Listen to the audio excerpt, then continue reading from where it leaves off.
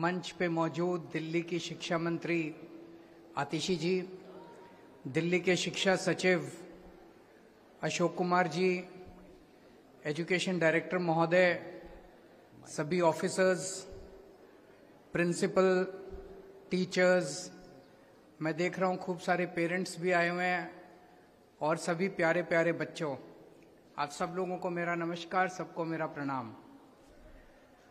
अभी जब मैं स्कूल में बाहर से घुसा, पहली नजर जब बिल्डिंग में पड़ी, जैसे मैं गाड़ी से नीचे उतरा, मैं यकीन के साथ कह रहा हूं, मेरे मुंह से यही निकला, oh wow what a school.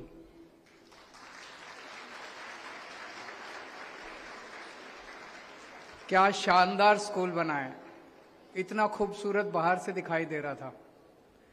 उसके बाद बच्चों ने सलामी दी, एनसीसी के बच्चे थे शायद, उन्होंने सलामी दी और कितने प्रोफेशनल तरीके से उन्होंने सलामी दी। मैं बहुत सारे कॉलेजेस में भी जाता हूं, स्कूल्स में भी जाता हूं,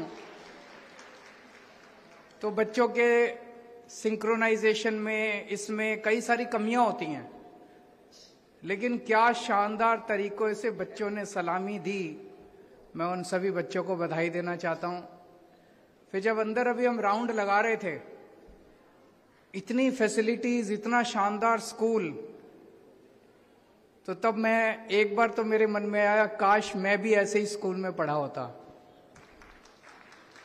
मैं हिसार का रहने वाला हूं और हिसार के सबसे बेस्ट प्राइवेट स्कूल में मैंने शिक्षा प्राप्त की थी, लेकिन वो सबसे बेस्ट प्राइवेट स्कूल भी इतना बेस्ट नहीं था जितना आपका स्कूल है।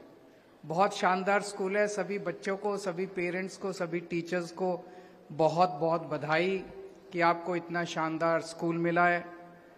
मुझे पता चला यहाँ पे 54 से ज्यादा क्लासरूम्स हैं, 2 बड़ी बड़ी लाइब्रेरीज हैं, 13 से ज्यादा लेबोरेटरीज हैं। अभी हमने कंप्यूटर लैब देखी, उसी तरह की 13 लेबोरेटरीज हैं अलग अलग, और 18 एक्टिविटी हॉल हैं, एक मल्टीपर्पज हॉल है। इतनी शानदार फैसिलिटीज।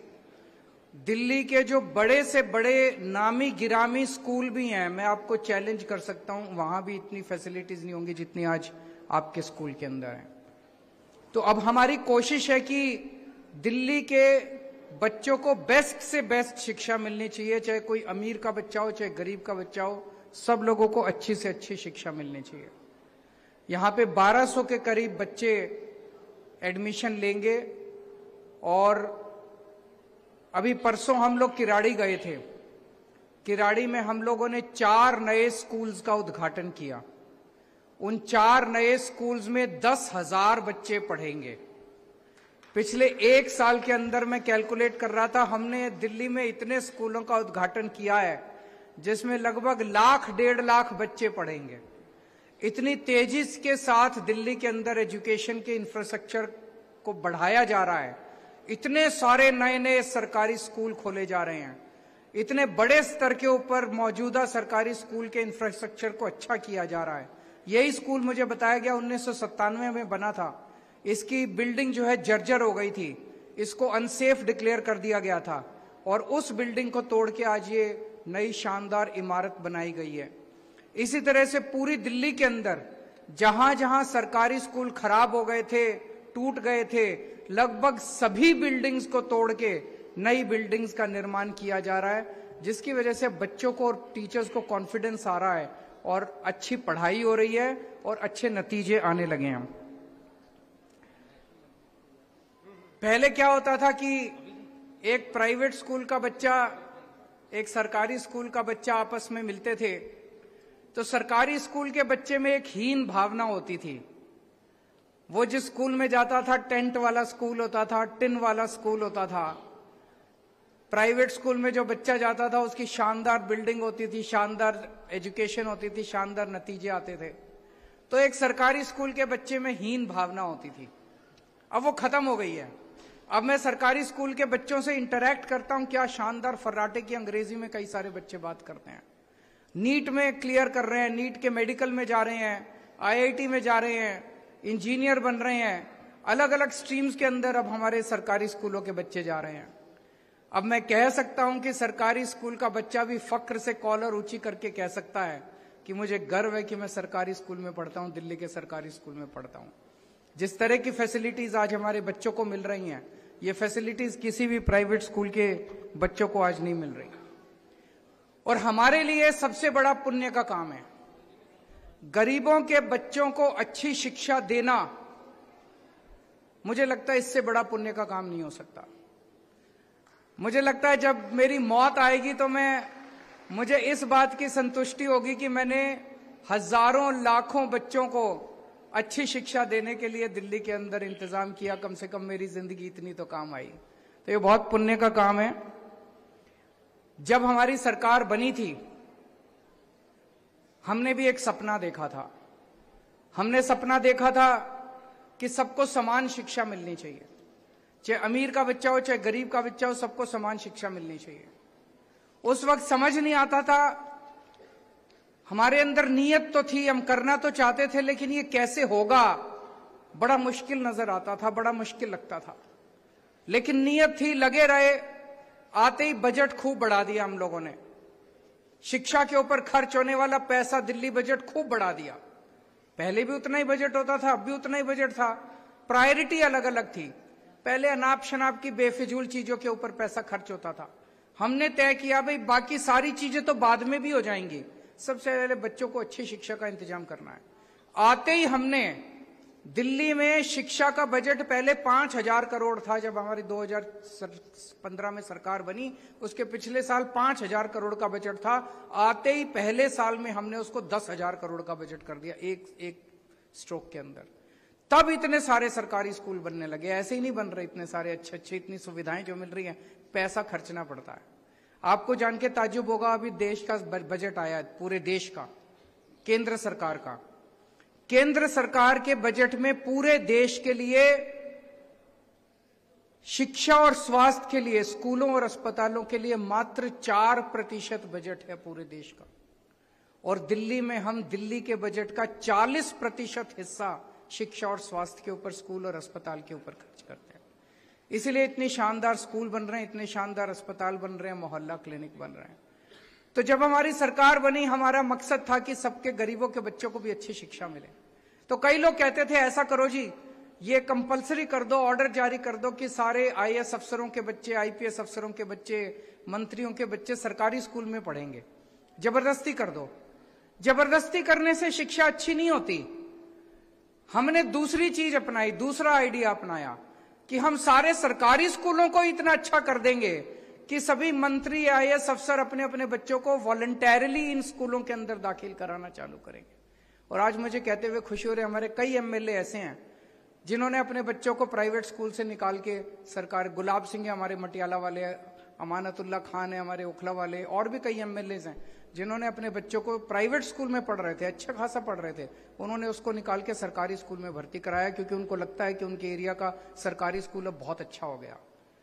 बहुत सारे ऐसे लोग हैं जो अपने बच्चों को, बड़े बड़े लोग हैं, बहुत बड़े वकील हैं दिल्ली में, सुप्रीम कोर्ट में उनकी वकालत है, उनसे मैं बात कर रहा था। उन्होंने अपने बच्चों को अभी बहुत बड़े प्राइवेट स्कूल से निकाल के, उनके पास बहुत पैसा है, पैसे की कमी नहीं है, उनको लगता है कि सरकारी स्कूल अब जो उनके घर के पास बना है उसके अंदर जो सहूलियत है वो प्राइवेट स्कूलों के अंदर सहूलियत नहीं है। मैं एक क्लास में गया एक सरकारी स्कूल में, मैंने वहां बच्चों से पूछा, मैंने कहा कौन कौन बच्चे प्राइवेट स्कूल से नाम कटा के आए हैं? 7-8 बच्चों ने हाथ उठाया। उनमें से मैंने एक बच्चे से पूछा कौन से स्कूल से आए हो? बोला सेंट कोलंबस से।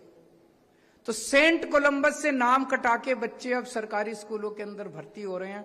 अच्छा ही हो रहा होगा, इसीलिए सरकारी स्कूल के अंदर लोग अपने बच्चों को प्राइवेट स्कूल से निकाल के। तो हमारा ये मॉडल सक्सेसफुल हो, हमने सबके लिए अच्छी शिक्षा का इंतजाम किया, हमने ऑर्डर पास करके जबरदस्ती नहीं की। अब इतनी अच्छी शिक्षा है कि लोग अपने आप अपने बच्चों को सरकारी स्कूल में पढ़ाना चाहते हैं। आप भी अपने लिए सपना देखना। जो बच्चे सरकारी स्कूलों में पढ़ते हैं गरीब परिवारों से तो जरूर आते हैं, लेकिन हर एक के मन में एक सपना होता है, वो कुछ करना चाहता है, वो कुछ बनना चाहता है, लेकिन पहले वो सपना पूरा करने के लिए साधन नहीं होते थे उनके पास। बच्चों के सपने मर जाया करते थे, लेकिन अब हमने आपके सपनों को पर दिए हैं। आपको सारी सहूलियतें दी हैं, आपको सारे साधन दिए हैं। अब अपने सपनों को पूरा करने के लिए जी जान लगा देना। आईआईटी का सपना देखना, डॉक्टर बनने का सपना देखना, बड़ा वकील बनने का सपना देखना, लेकिन जिंदगी में जो कुछ भी बनो, ये याद रखना कि ये जो शिक्षा आप लोग पा रहे हो, ये जो फ्री की शिक्षा लग तो रही है फ्री की है, लेकिन जिंदगी में कुछ भी फ्री में नहीं मिलता। कहीं से तो पैसा आ रहा है। ये कहां से पैसा आ रहा है? दिल्ली सरकार से आ रहा है। दिल्ली सरकार के पास कहां से पैसा आ रहा है? दिल्ली के 2 करोड़ लोग जो टैक्स देते हैं, उसी टैक्स का पैसा है।